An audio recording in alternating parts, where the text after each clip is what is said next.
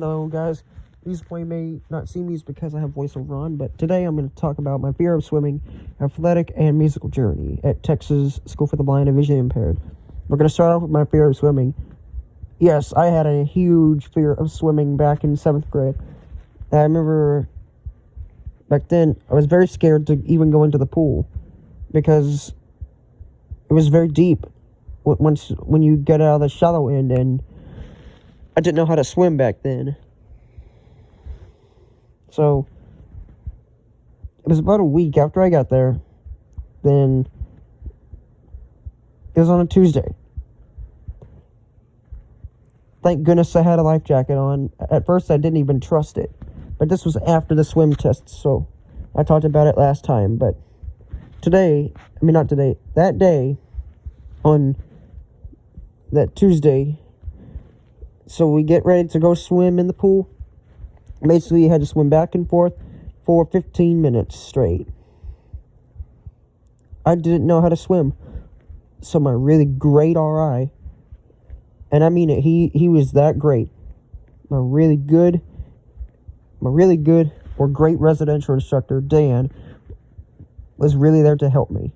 Man, that's how great he is. You should really trust him if he ends up being your residential instructor. Or Brent. Or any of the guys, not just the two of them. Everyone, you should trust everyone, no matter who you get as a residential instructor. Anyways, my life jacket's on. I'm in the very shallow end of the pool, and he explained to me what was going to happen. And he gave me a countdown. I was very panicked in my head and scared at this point.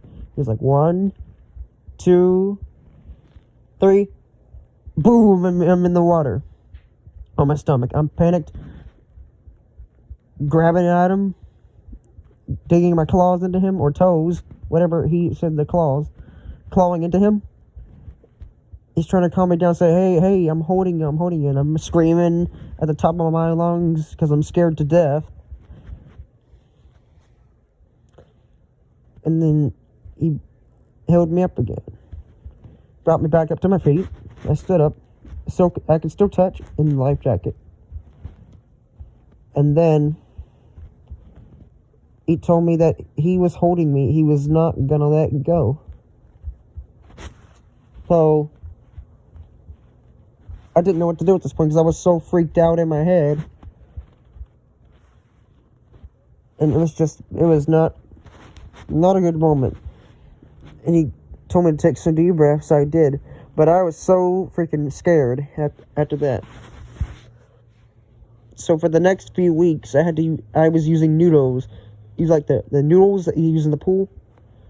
Those little things that you hold on to, like the noodles, and make the popping sound when you hit the water. That's what I'm using. I used that for a couple weeks, and this is what happens after that. I want to go to the pool on a free swim night, and this is the journey to when I really started overcoming the fear. I'm in the pool, holding on to the noodle,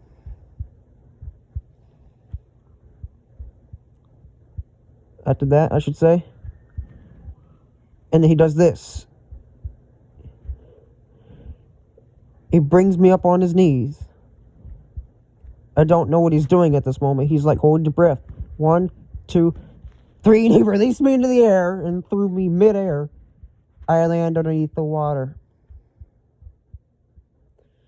That was a breaking point in swimming. But before that, I had trusted the life jacket to help me float. And it really did help. But when he threw me into that water, lots of adrenaline, lots of fun. So I did it over and over again. So I'd go there every night almost on a free swim night. Get thrown into the pool by Dan. Man, he's a really fun guy to do it with. I like being thrown in there by him. So then, towards the spring, that's when it gets scary again. He wants me to try to swim without a life jacket, but we did baby steps. I do swim without life jackets in the shallow, but I don't do it in the deep. For reasons, but I still swim in the deep with a life jacket, though. So I start going underwater in the very shallow end. He keeps me in the shallow end there. Wants me to go underwater for 5 seconds. I do so. I'm nervous at first, but he tells me to just trust him. I'm not going to drown. I hold my breath underwater. 1, 2, 3, 4, 5. So I did it. But the scariest part was he wants me to swim to him after that without my life jackets. That scared me so bad. I just didn't do it. I just stopped. I shut down. I absolutely shut down. I'm not kidding. I did.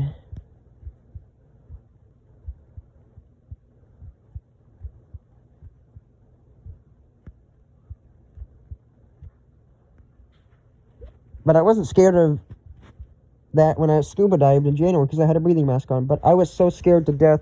But without that thing, and it was even close to the spring by then. But I did overcome underwater fears with a scuba mask. We had a scuba diving activity in January, and I was getting a lot more braver. I wasn't as scared because I had the scuba tank on, and I was able to breathe underwater without even worrying. But when we go back to learning about swimming in PE, I was a little scared again, but very scared when learning how to swim under there without a life jacket on. That was pretty scary. One day, though, I'm holding my nose, or trying to hold my breath in both sides. I put goggles on. The next thing I knew, I was swimming to Dan one day. That was a great moment. But the big breaking point happens in the summer when I'm at a friend's house. And this is when I really overcame the fear. I'm on the sidewalk next to the deep end.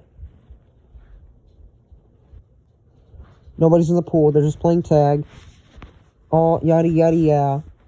I'm there, standing there, nervous because I was planning to jump in for the very first time ever with my life jacket, and I was so scared in my head. But I remembered what Dan said. He came into my head and said, "Take some deep breaths," and so I did. I stepped back a little bit. What do I know? I'm jumping forwards, straight out. Boom, right in the water. When I emerged, I was the happiest man alive. That was the greatest day of my life. Seriously. So I rushed back on the edge, jumped again. Everybody was a little scared at first because they heard a big splash in the water. Thought it was somebody else who couldn't swim. Found out it was me, and then they rushed over, and they realized I had just jumped into the pool for the very first time. And they all got excited.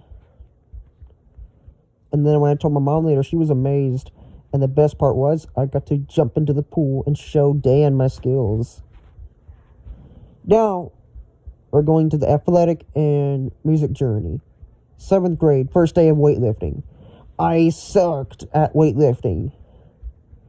I could only lift like, how much? 5 to 10 pounds? It was this little thing on the they would call it the butterfly. You put it together, and then you bring it apart slowly. Like the lifting is when you bring those two things together, and then you get them out slowly. I really sucked at that because I kept letting it just go fast. And I was not even that strong then. I was not that strong then. So I'm struggling with the weightlifting machine. One thing I really, really struggled with was to even get a 25-pounder lifted up over my head. I couldn't even do that. Now look at me.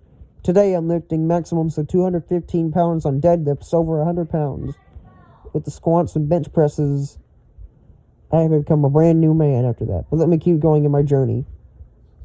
So, I sucked at weightlifting. Couldn't even run on a treadmill.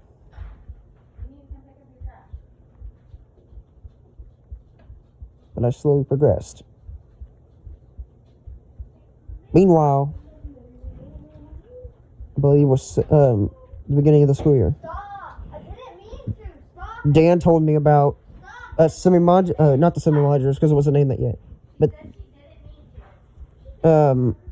he told me about a synthesizer class that he was running, and I asked, what's a synthesizer? And he said it's kind of like a piano, kind of like an electric keyboard, but it has different features. Like, it has those knobs that you use. You use one knob to make the sound effects higher, change the sound effects, basically. Use the knobs to turn it up or down. Basically, those sort of things. And one of the knobs I really liked made some really cool sound effects. It changes the sound effects to really cool things. And the other knob we mainly use is to turn it up or down, the notes. But so I'm asking, what is a synthesizer? And he explains all this to me. I was a little hesitant at first.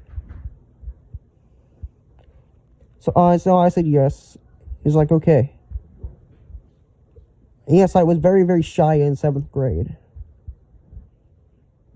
So I get in, and he explains all the basics about the synthesizers and why to not put wet hands on it, because let me explain why. If your hands are not dry and they're still wet after you're washing your hands, when you get in there, it can actually cause the short-circuiting stuff to occur in the synthesizer, and it can ruin it. And who needs to ruin synthesizers with their wet hands, right? So he explains all that, and he explains how it works, the functions, explains the type of synthesizers. That year, I played the MS-20.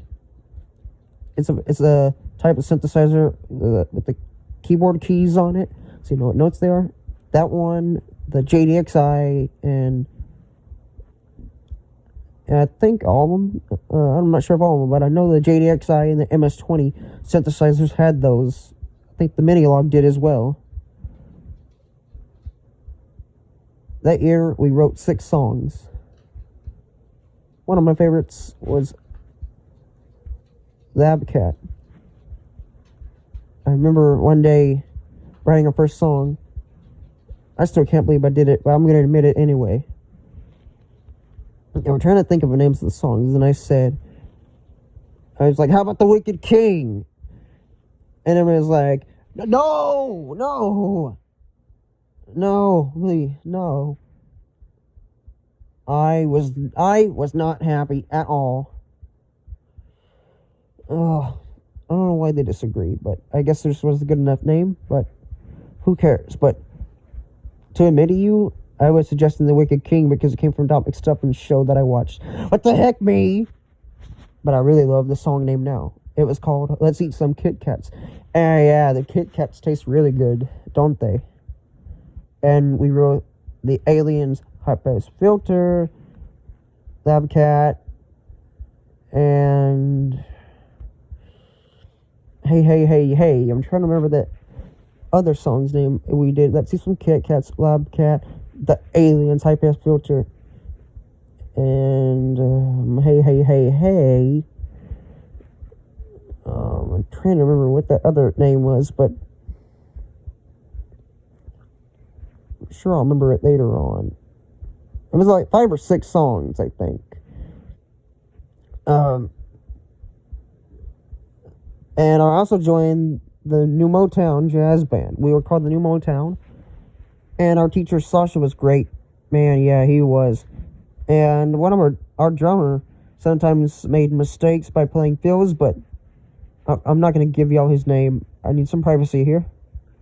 But he was a good drummer, although he did sometimes play some fills and speed us up sometimes. But, you know, this is part of music. It's getting better and better. The New Motown performed at Scasby. We played Play That Funky Music and Superstition by Stevie Wonder. We played the songs again at the end of the year performance, at the performance towards the end of the year, and the synthesizer band played. we played Hey, Hey, Hey, Hey that night. And meanwhile, in athletics, it was either Coach Joe or Dan that says, hey, you need to join the track team. I think you should. And then I'm like, what? And I admitted I'm a pretty good runner on a treadmill. Little did I know I wasn't that good at pumping my arms. But I joined the track team anyway, the track team tryouts. And the push-ups or the stretches, good Lord, they were painful. Because I wasn't even that strong. Remember, I told you that earlier. But good Lord, the pain. I thought I injured myself. But they explained to me that the pain is a good thing because it means you're going to get stronger. I didn't believe them at first. I really did not believe them. And I shut down almost a couple of times. I almost shut down a couple of times. The jumping jacks, I had to work on keeping my arms straight and pumping my arms when running. Coach Brandon and Coach Eric were the coaches. The 200 meter was a pretty short run. I like that. I just needed to get faster, though, because Scasby was coming quick. Made team by surprise, which was a very nice thing to hear. But the number one thing I hated that year, or I did hate at first, was when they suggested me to run an 800-meter race.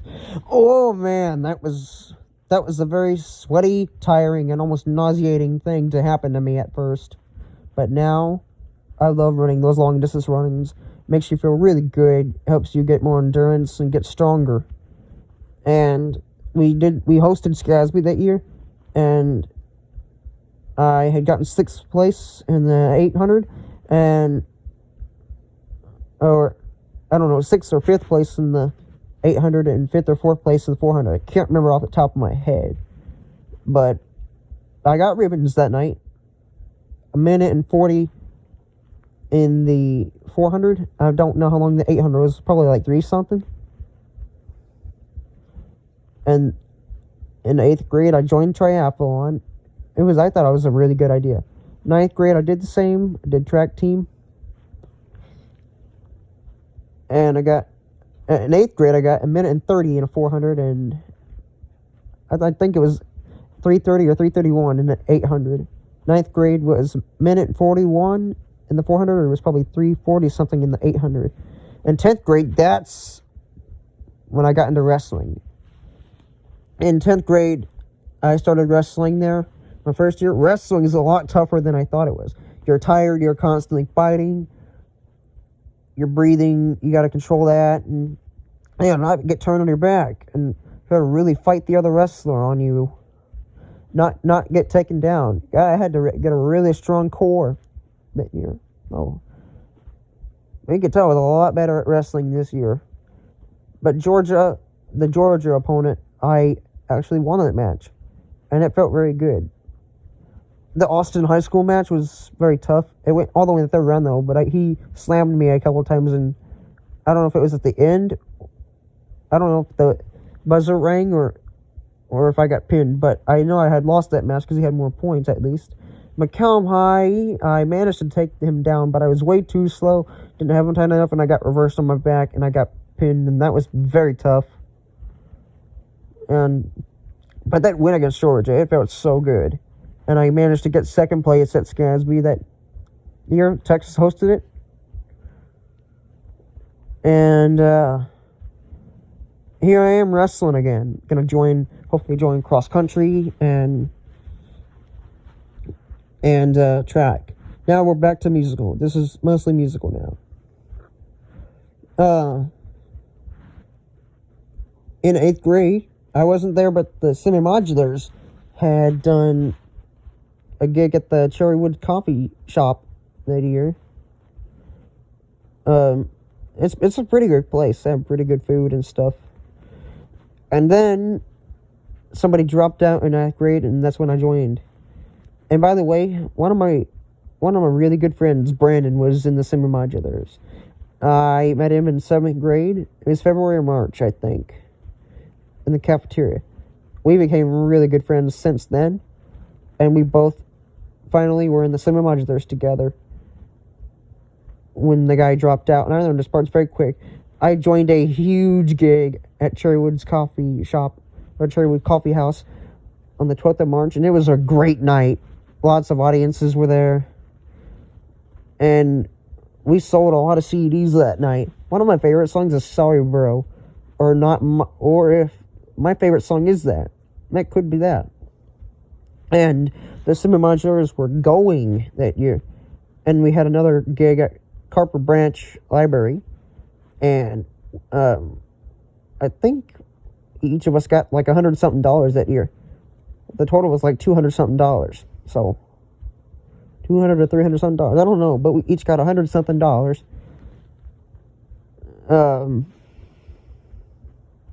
That was a great year. And then I joined the new Motown again, along with the Semi Modulars. There's in the 2019-2020 school year before the pandemic started. We had the new Motown was so good that year. I was actually on drums that year. It was a great show. We had at least 5 or 6 gigs at Ross's Old Austin Cafe that year. Also had a gig at what was it called? Like Busch Gardens or something? I don't know, but it was like a place in Austin. That gig went good, and we were gonna have 3 more gigs at Ross's Old Austin Cafe, but the pandemic shut us all down. And the Semi Modulars are great as well. We actually had a song that that our theater teacher wanted to use in the play. It's called Crisis Troopers. It's a really good song, and you can tell just by how we doing those songs, like you can just tell. We were wild that year. We made a really good album. We were gonna have a gig also at Cherrywood's Coffee House again, but we got shut down again. We got shut down by the pandemic, which was so dumb. And then I left after that. I came here. I was in the marching band. I'm going to be in their jazz band now with the marching band. So I was selected as one of the drummers. And I'm sure this is going to be a great year and senior year. Also, I'm going to talk a little bit about some funny stuff that happened in choir. One day in choir, our choir teacher was going over the rehearsal stuff with us. We were... I don't know what his name was, but it was about the Camptown races. Like they're having the race on the tracks and stuff. And we were doing that, and she knocked over the music stand, and everybody was laughing so hard, and they lost focus when they were singing their parts, and everybody was laughing so hard. And another time in 8th grade, I was in choir again, and our choir teacher was singing "Won't Back Down, Stand Me Up at the Gates of You Know What," and everybody lost it, and they were laughing so hard. Those are the 2 times I really remember it. And also, I remember me and my best friend Brandon were roommates in 9th and 10th grade. Those are really good times. We roasted people at lunchtime. Of course, we were sarcastic, not to actually do it just because we want to. We were just having fun, joking around, and we were just having high school fun at lunch with friends and stuff like that. And oh man, if you guys have not checked out his channel yet, go and subscribe to him. Is Brandon Alamon, and he makes some really good content.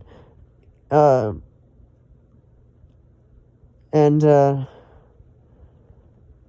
also go check out Wyatt Hurdle as well. He makes really good videos as well. And yeah, and that's my experience about fear of swimming, athletic, and musical journey. Stay tuned for more experiences.